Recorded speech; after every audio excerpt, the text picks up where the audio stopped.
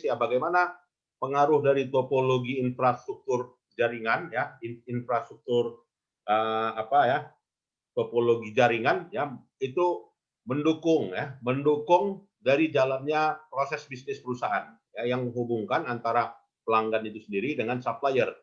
Nah, jadi kalau berkaitan dengan kedudukannya adalah pelanggan, gitu ya, maka nantinya akan menghasilkan model apa juga ya, model yang namanya demand chain management, ya, yaitu customer relationship management system ya, customer relationship management, atau juga demand forecasting, ya, atau juga order management, ya, kemudian juga product brand information management, kemudian channel management, ya, kemudian customer service, sampai pada business intelligence. Nah, ini semuanya adalah permintaan ya, atau juga rantai nilai yang akan diciptakan ya dari sisi pelanggan ya, yang harus dipenuhi oleh supplier gitu ya, terkait dengan kepelangganan berkat dari adanya infrastruktur jaringan tadi gitu ya. Dan nantinya perusahaan gitu ya, perusahaan itu akan menyediakan ya, atau juga menyediakan sistem yang namanya pelaporan, baik itu yang namanya pelaporan untuk keuangan dan akuntansi, meliputi ya pelaporan keuangan, kemudian juga internal untuk kebutuhan audit, ya, kemudian untuk kebutuhan penentuan akuntansi biaya, dan juga penentuan ke aspek kebendaharaan ya, atau treasury function, dan juga mendukung dari kebutuhan sistem SDM ya, human resource, meliputi sistem penggajiannya ya, kemudian manfaat manajemennya, kemudian personal manajemennya ya, dan juga sistem produksi yang meliputi sistem desain dan juga sistem pengembangan lainnya ya. Dan kemudian juga pada rantai nilai manajemen ya, itu nantinya ada hubungan ya antara customer relationship management dengan supplier relationship management. Nah, ini nanti kalau mau menelitinya menjadi tesis silakan ya, bagus ya, bagaimana hubungan antara demand chain management ya dengan supply chain management, di mana demand chain meliputi customer relationship management dan supply chain meliputi supplier relationship management. Ya, dari aspek sisi supplier itu manajemen supplier, kemudian manajemen produksi, manajemen bahan baku, manajemen transportasi, dan juga manajemen bisnis intelligence yang timbul dari ya, konfigurasi struktur WAN, LAN, dan juga topologi jaringan tadi ya. Nah, sehingga apa impact-nya? Apa dampaknya? Ya, dampaknya adalah ya mendukung ya jalannya siklus akuntansi. Jadi yang dikatakan dengan siklus akuntansi itu, atau juga yang dikatakan subsistem SIA lah katanya ya. Subsistem SIA ya, yang meliputi adalah yang pertama siklus pendapatan ya, revenue cycle. Nah, revenue cycle ini kita ingat itu subsistemnya ada dua ya kan, yang umumnya ya, yaitu apa? Yaitu sales system ya, sistem penjualan, dan juga sistem penerimaan cash receipt system. Nah, kalau dijabarkan lagi lebih detail, gitu ya, revenue cycle itu punya subproses yang namanya subproses hubungan ke pelanggan, customer relationship management, kemudian persetujuan limit kredit, ya, kemudian juga sistem pengiriman barang, sistem penjualan atas dari penjualan pengirimannya secara base, ya, web base, kemudian juga sistem penagihan dan pembayaran, billing and payment, kemudian juga sistem manajemen piutang, online management of receivable, dan juga sistem pembayaran elektronik. Nah, ini yang di apa ya, yang merupakan bagian sub revenue cycle. Nah, jadi kalau adik-adik mau meneliti ya menjadi tesis silakan ya. Ini bagus sekali nih, dan juga jarang ya orang yang meneliti atas bentuk-bentuk ini gitu ya. Kemudian expenditure cycle ya. Kalau dia expenditure cycle itu secara umum memang subsistemnya meliputi ya apa gitu ya, yang namanya sistem pembelian, purchase system, dan juga sistem pengeluaran kas atau cash disbursement system. Oke. Di mana sistem siklus pengeluaran ini secara detail subsistemnya meliputi bagaimana manajemen pelanggan, ya manajemen pemasok. Ya, karena apa manajemen pemasok? Ya karena pemasok itu harus dikelola. Karena apa? Karena berkaitan dengan bagian pengeluaran, pembayaran kepada pemasok, gitu kan? Penagihan ditagih oleh pemasok, ya maka pembayaran dan juga yang tagihan dari pemasok itu merupakan bagian proses dalam organisasi yang namanya supplier relationship management, ya. Kemudian juga ya penagihan secara elektronik, ya, penagihan secara elektronik dan pernyataan, ya. Dan kemudian juga pengadaan, ya procurement card.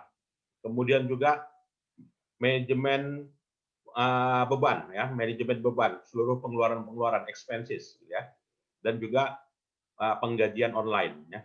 Nah ini merupakan subsistem dari expenditure cycle. Dan kemudian juga yang namanya conversion cycle. Conversion cycle ini dalam bentuk lain disebut dengan sistem akuntansi biaya memang, ya, atau orang bilang sistem production cycle, ya. Nah itu ya production cycle. Jadi kalau bicara production cycle maka kita bicara aspek pemasok dan juga aspek biaya dari supply pemasok, gitu ya. Nah, jadi conversion cycle nama lainnya itu adalah production cycle, ya, menurut Romney and Steinbach, ya. Itu, ya.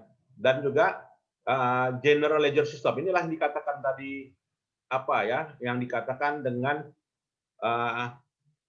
apa namanya tadi ERP, ya, Enterprise Resource Planning.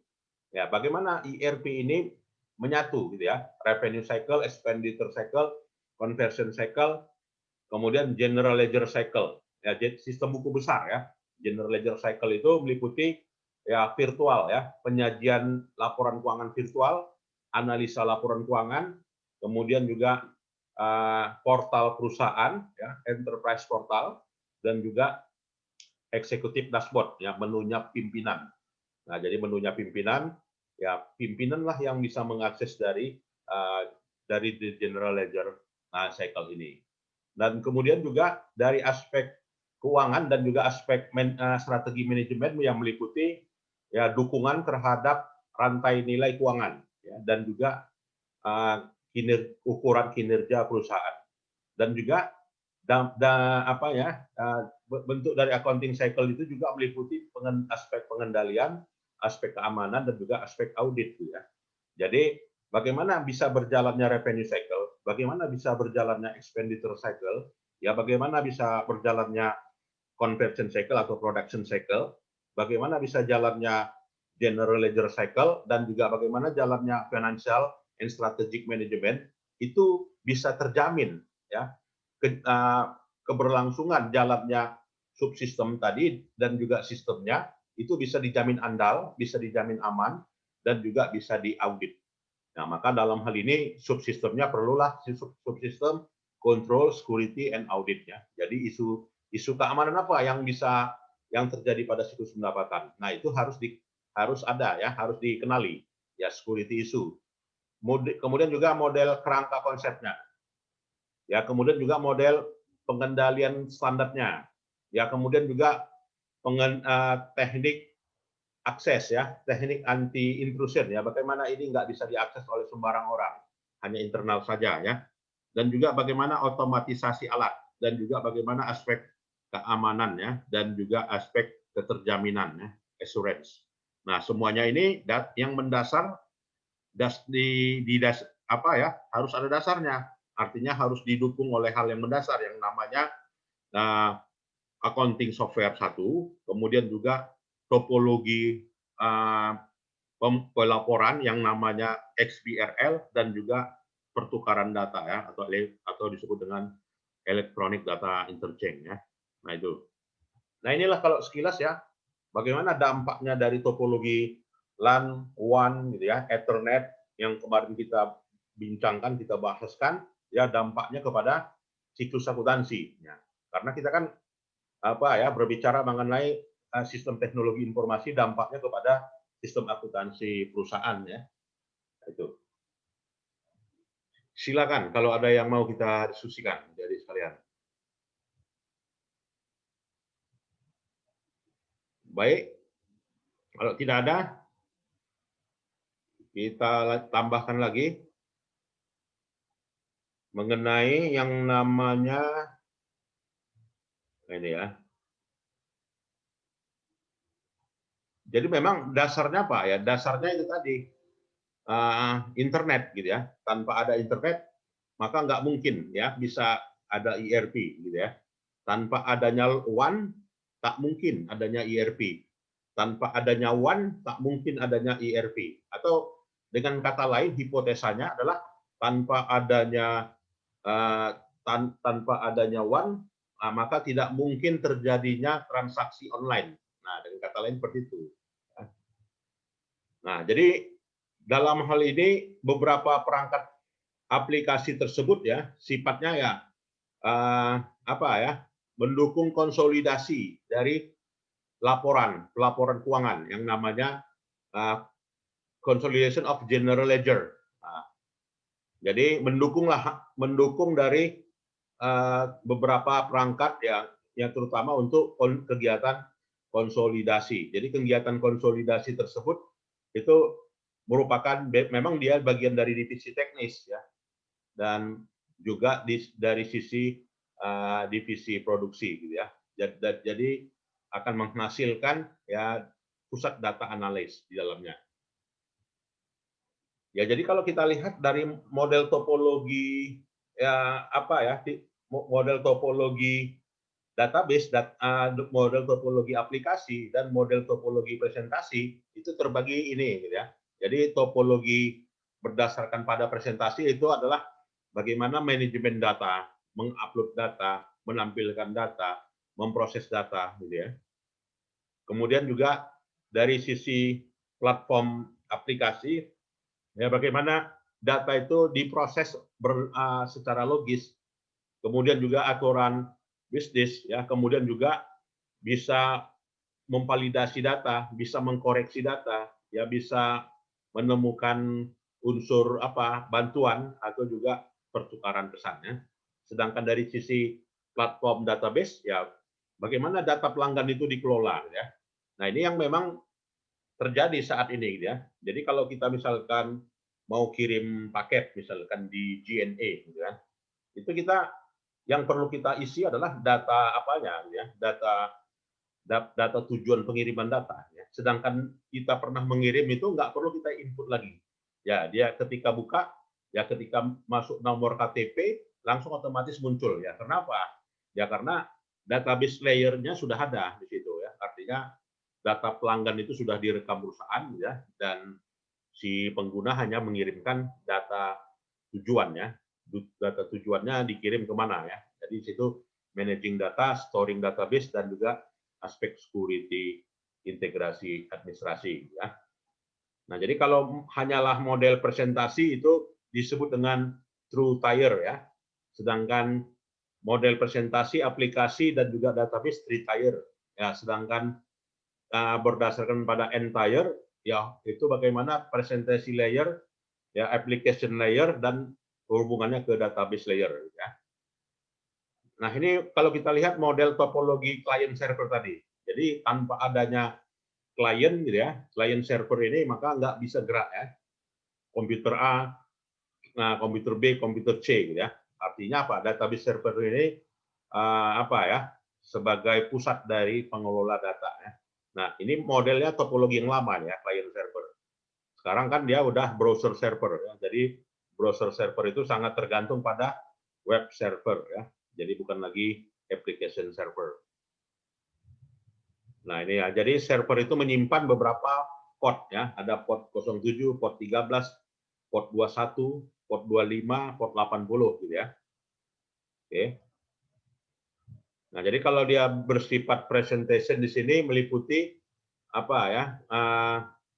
Meliputi tampilan ya, akses browser, kemudian berdasarkan web yaitu koneksi internet dan juga manajemen transaksi dan juga aplikasi dan juga nantinya disimpan ya di dalam warehouse data atau disebut dengan database. Nah, kalau berkaitan dengan perangkat aplikasi, ya bicara aplikasi, gitu ya, atau bicara perangkat lunak, maka di sini topologinya dikelompokkan lagi, gitu ya. Ada yang aplikasinya topologinya kategori multinasional besar, ya. Kemudian topologinya adalah besar saja atau juga medium. Nah, jadi kalau pernah mendengar namanya aplikasi SAP, biasanya dipakai bank gitu kan, perusahaan besar, SAP, Oracle, PeopleSoft ya atau Lawson Software itu semuanya adalah aplikasi kategori large multinasional dan juga large ya, gitu. Kalau aplikasi skala menengah dan juga kecil, ya medium large and small medium business meliputi Gridplane, pernah dengar? Exact Mikola, pernah dengar? Best Software, pernah dengar? Nah, kemudian juga Traverse Open System, pernah dengar gitu ya. Nah, ini semuanya adalah aplikasi kategori skala menengah. Untuk skala kecil pernah dengar nggak yang namanya Mayop Accounting? Nah, pernah ya. Mayop Accounting itu banyak digunakan orang sampai sekarang itu. Aplikasi laporan keuangan ya. Tapi itu menurut penggolongan dan pengkategorian dia untuk small business ya dan untuk home small office ya. Jadi kalau dulu di era tahun 2005 itu ada namanya Dick Easy Accounting. Di Amerika ini populer ya, tapi di Indonesia agak kurang ya. Kalau sekarang di Indonesia yang namanya aplikasi GL ya, aplikasi apa lagi yang kuat dari sisi pemasoknya si apa ya? Apa namanya? Yang harga 9 juta itu ya aplikasi Accurate. Nah, ya Accurate Accounting. Nah, jadi Dick Easy, Mayop, History, QuickBook, NetSuite, Accurate Accounting itu kategori small business dan juga home small office ya. Nah, jadi inilah ya kalau kita lihat rentangnya ya. SAP nomor 1 ya. Memang SAP itu harganya miliaran gitu ya. mysap.com ya. Nanti bisa dicek ya. Apa saja menu-menu dari SAP itu di mysap.com ya. Kemudian juga Oracle. Nah, ini pernah dengar ya. Jadi skala menengah itu Oracle. Large ya memang. Large medium ya. Oracle Standard Edition 1 ya. Yang dihasilkan oleh Microsoft ya ada Gridplane, Enterprise, Dynamic, ya Navision, Salomon, Small Business Manager. Nah, ini bisa diakses di Microsoft ya. Dan juga di luar Microsoft ada namanya Intuit Incorporation ya, seperti misalnya QuickBook dan juga Quicken. Nah, itu saya pernah download ini, Quicken dan juga QuickBook yang memang bukan produknya Microsoft. Nah, itu ya. Kalau Mayop itu produknya Australia ya, bukan Microsoft. Tuh. Nah, jadi semua fungsinya itu ya aplikasi itu menjalankan fungsi gitu ya. Fungsinya apa? Ya fungsi bisnis, fungsi akuntansi, fungsi pelanggan ya dan juga fungsi perdagangan. Nah, itu ya. Semua aplikasi itu mendukung fungsi-fungsi ini. Kalau dia fungsi bisnis itu apa? Ya fungsi kebendaharaan, ya fungsi produksi, fungsi gudang, warehouse management, fungsi project, ya fungsi SDM, ya fungsi rantai nilai manajemen, ya fungsi supply relationship management dan fungsi customer relationship management. Sedangkan modul akuntansi yang mulai dari pesanan pelanggan, ya sales order, piutang, pembelian, persediaan, hutang, penentuan alokasi biaya, penentuan aktiva tetap, ya, kemudian sistem penggajian, sistem buku besar, kemudian juga sistem pelaporan keuangan perusahaan ya. Nah, jadi di sini kostumisasi ya. Jadi bagaimana di kostum di sini sesuai dengan kepentingan dari si pengguna ya. Jadi nanti ada menu modifikasi ya dan juga sehingga aplikasi dan juga database itu lebih fungsional ya. Nah, itulah ya yang kita lihat ya bagaimana kegunaan dari model topologi dari jaringan tadi ya dengan kegiatan keakuntansian ya, artinya kegiatan dalam bidang finance ya, dan juga accounting dan itu semuanya dilaksanakan oleh yang namanya aplikasi ya. Dan aplikasi itu ada penggolongan-penggolongannya. Itu yang bisa kita simpulkan ya dari topik ini gitu ya. Nah, nantinya kemarin tugasnya udah? Belum, Pak. Belum ya? Oke. Nah, coba dibuat gitu ya. Coba dibuat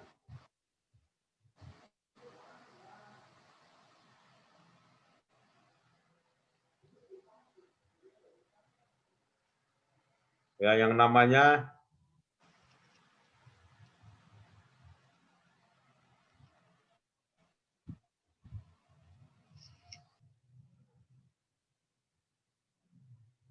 namanya ini tadi ya.